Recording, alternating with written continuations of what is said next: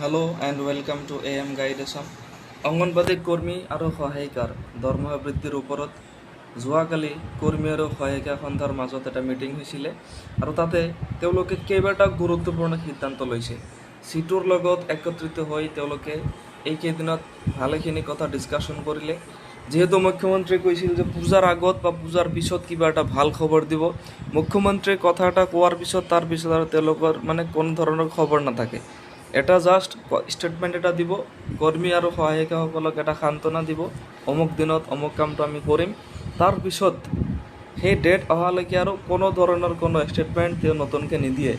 যিহেতু দৰমহা বৃদ্ধি হোৱা নাই, তো কৰ্মী আৰু সহায়িকাৰ মাজত এতিয়া বিক্ষোভ আৰম্ভ হৈছে আৰু কৰ্মী সহায়িকাই তেওঁলোকৰ ফালৰ পৰা কেইবাটাও গুৰুত্বপূৰ্ণ সিদ্ধান্ত লৈছে। গতিকে কি কৈছে তেওঁলোকে আপোনালোকে ভালদৰে শুনি লওক আৰু দৰমহা আপোনালোকৰ মতে কেতিয়ালৈকে বৃদ্ধি হ'ব লাগে কমেণ্ট ছেকশ্যনত জনাই দিব। ধন্যবাদ।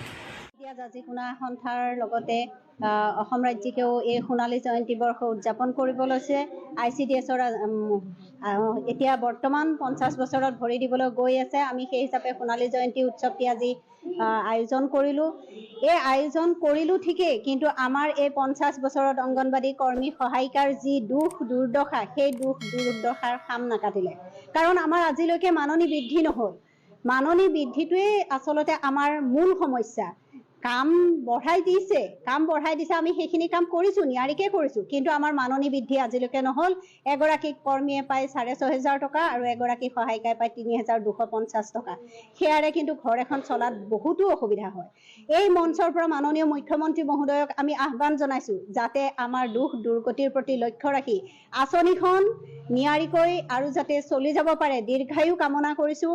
কিন্তু তাত কৰ্মৰত কৰ্মী সহায়িকাসকলক মাননি অলপ বঢ়াই দি উপকৃত কৰে যেন, আৰু তেখেতসকলক যদি মাননি বৃদ্ধি কৰি দিয়ে, তেতিয়া তেখেতসকলে সম্পূৰ্ণ কাম নিয়াৰিকৈ কৰিবলৈ আৰু আগুৱাই যাব পাৰিব। লগতে আমাৰ কৰ্মৰত কৰ্মী সহায়িকাসকলৰ পদোন্নতিৰ ব্যৱস্থাটো আমি মূল দাবী হিচাপে লৈছিলোঁ। আমাৰ মুখ্য সেৱিকাৰ কাৰণে যি পদোন্নতিৰ কথা আমি দাবী দিছিলোঁ, সেই পদোন্নতিৰ ব্যৱস্থাও এতিয়ালৈকে কৰা নাই। তাৰ কাৰণেও আমি দাবী দিছোঁ অতি সোনকালে যাতে মুখ্য সেৱিকাৰ যিটো পৰীক্ষা আছে, সেই পৰীক্ষাৰ ব্যৱস্থা কৰে। আৰু লগতে সহায়িকাসকলৰ বয়সৰ সীমাটো অতি সোনকালে উঠাই দিব বুলি আমি আহ্বান জনালোঁ। আৰু অংগনবাদী কৰ্মী সহায়িকাৰ কামৰ দিশৰ পৰা চাই অতি সোনকালে নিয়মীয়া কৰ্মচাৰীৰ যাতে স্বীকৃতি প্ৰদান কৰে, তাৰ বাবেও আমি মুখ্যমন্ত্ৰী মহোদয়াৰ লগতে আমি বিত্তমন্ত্ৰী মহোদয়াকো আহ্বান জনালোঁ। এতিয়া জাজিকুনা